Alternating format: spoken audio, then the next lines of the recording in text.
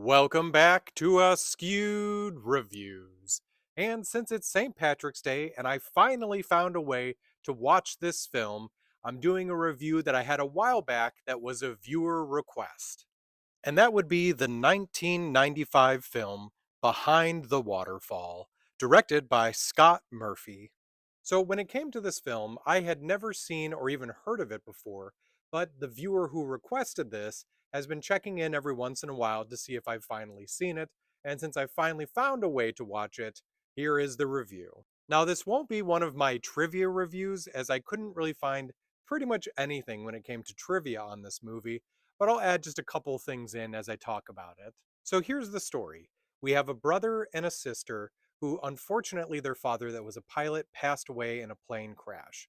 So their mother thinks it would be a good idea for them to spend the summer in Aaronville with their aunt and their cousin. Now, one day, while the brother and the cousin are hanging out, they end up running into a kindly old Irishman named Mr. Connors.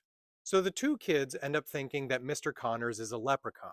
Now, that may or may not be true, but at the very least, he does seem to have some knowledge of Irish folklore and different creatures that abound within the wilderness. So, whether or not it's from magical reasons or because Mr. Connors is just really good at reading people, he begins helping out the entire family. Whether it's dealing with grief, anger, sadness, or just losing hope, he's there for each and every one of them. I ended up enjoying this one a lot more than I thought I was going to, as it is a fun, cute family film. It does a very good job of kind of riding that line between what's imagination and what's actual fantasy. I also think it's highly unfortunate that this movie is not streaming somewhere. It is a fun family movie that I think if you have the opportunity to watch it, I do recommend doing so. Additionally, it took me a little bit to realize this, but as Mr. Connors, you have Gary Berghoff. If you don't recognize his name, you probably at least recognize his face as the character of Radar from the television series MASH.